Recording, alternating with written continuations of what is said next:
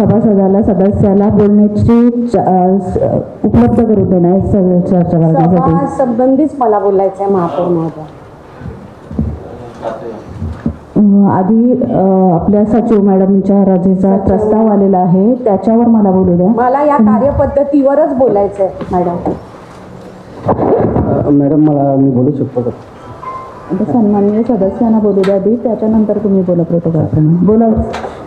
सन्माननीय महापौर महोदया, सन्माननीय उपमहापौर महोदय, सन्माननीय आयुक्त महोदय, सभागृहातील सर्व सन्माननीय सदस्य, आमचे सभागृह नेते, विरोधी पक्ष नेते आणि पत्रकार बंधू भगिनी आणि प्रेक्षकगृहातील प्रेक्षक वर्ग, सन्माननीय महापौर महोदया, आपल्या ह्या तहकूब सभेबाबत नोटिफिकेशन न देणे व सचिव विभागाच्या कार्यपद्धतीवर मला हरकत घ्यायची आहे. सन्माननीय महापौर महोदया, आपली दिनांक 20 फेब्रुवारी 2026 रोजी नवी मुंबई महानगरपालिकेची सर्वसाधारण सभा पार पडली. त्यावेळी आपण स्वतः त्या सभा तहकूब केली आणि त्याच्यानंतर सांगितलं की आपण 23 फेब्रुवारी 2026 रोजी ही सभा घेण्याची अशी स्पष्ट घोषणा आपण केलेली होती. सन्माननीय महापौर महोदया, आपल्या माध्यमातून मी आयुक्त महोदयांना विचारते की या सभागृहामध्ये जी आपल्याला अजेंडा येतो, नोटिफिकेशन येते, ती सन्माननीय सदस्यांना पोचलेली नाही. मला वाटतं की मलाच पोचली गेली का नाही, का इतर सदस्यांनाही पोचली गेली की नाही. आपण आता सन्माननीय महापौर महोदय, आपल्याला माहिती आहे आपली 3 टर्म आपण नगरसेविका आहोत. आपल्याला प्रत्येक महासभेचं नोटिफिकेशन येत असतं, अजेंडा येत असते, त्याच्यावर वेळ असते, तारीख असते. मग ह्या वेळेस आपल्या सन्माननीय ज्या सचिव मॅडम होत्या त्यांनी तशी नोटीस आपल्याला का पाठवली गेली नाही आहे. आज बऱ्याचशा सन्माननीय जे नवीन आले त्यांनी मला विचारणा केली, मॅडम मीटिंग आहे का, म्हणजे आम्ही सगळ्यांना संघ सुटायचं, हे सचिव विभागाचं काम नाही आहे का, हा काय नवीन पॉइंटा पाडलाय. सन्माननीय महापौर महोदया, आपल्याला देखील माहिती आहे आपण जेव्हा सभेला उपस्थित होतो, आपल्याला प्रत्येक वेळेस आपला मीटिंग असली, तहकूब सभा असली, त्याची आपल्याला नोटिफिकेशन यायचं. आताच्या ज्या सचिव आहेत त्या आपल्याला काहीच माहिती देत नाही आहेत. त्या सांगत देखील, तुम्हाला माहिती असेल आपण त्यांच्या दालनात बसून आपण प्रशिक्षण घेतलेलं आहे महापौर महोदया. आता नवीन सदस्य आलेले आहेत, त्यांना देखील ही माहिती नाही आहे मीटिंग काय असते, कशाबद्दल. आपण प्रत्येक वेळी सांगितलंय की सभेचा अभ्यास करून आज आपण हे बघितलेलं आहे महापौर महोदय. याच्यामध्ये अधिनियम तुम्ही बघा, ही जे आपण मी जे मांडते त्याचे अधिनियम आपला आहे 1 ह आणि 1 आय. हे कृपया आपण लक्षात घ्या महापौर महोदया.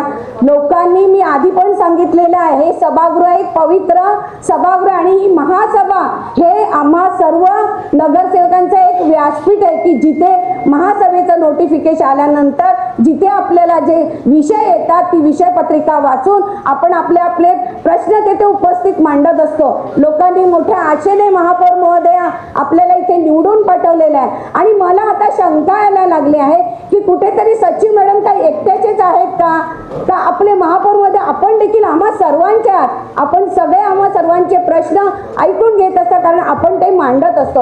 मग असा तुझा भाव का, मला तर आता शंका यायला लागली महापौर मध्ये की आम्हाला कुठेतरी विश्वासात न घेता आपण ही सभा चालवत आहे.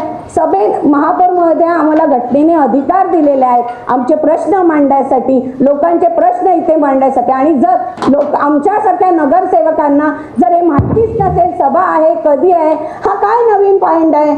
आपल्या माध्यमातून माझा आयुक्त महोदयांना प्रश्न आहे, आयुक्त महोदय आपण सचिव मॅडमांना काय प्रश्न कराल. सचिव मॅडम आणि ज्यांनी हे जे आम्हाला नोटिफिकेशन पाठवलेले नाही किंवा आम्हाला जे अजेंडा पाठवलेला नाही ते संबंधित अधिकारी आणि सचिव मॅडम यांच्यावर काय कारवाई कराल. महापौर मध्ये ज्यावेळेस मी त्यांना विचारणा केली तर त्यांनी मला सांगितलं की मी सही करून मी पाठवलेलं आहे. मग आमच्यापर्यंत का पोचलं गेलं नाही आहे, कारण काय आहे याचं स्पष्टीकरण द्यावं. आणि ही महासभा ग्राह्य धरण्यात येईल का, हे जी आपली सहकूब सभा ग्राह्य धरण्यात येईल का, किंवा असंच पॉइंट आपण पाडत राहणार. महापौर महोदया, आपण माझ्या प्रश्नाचा खुलासा करावा आणि ही सभा ग्राह्य आहे का हे मला सांगण्यात यावं, मला माझ्या प्रश्नाचं उत्तर देण्यात यावं. धन्यवाद महापौर महोदया. सन्माननीय सदस्य सूरज पाटीलजी बोला. सन्माननीय महापौर मॅडम, सन्माननीय उपमहापौर साहेब, सन्माननीय आयुक्त साहेब, सन्माननीय सचिव, सन्माननीय सर्व सदस्य, प्रेक्षकगृहातील प्रेक्षक वर्ग, पत्रकार बंधू भगिनी.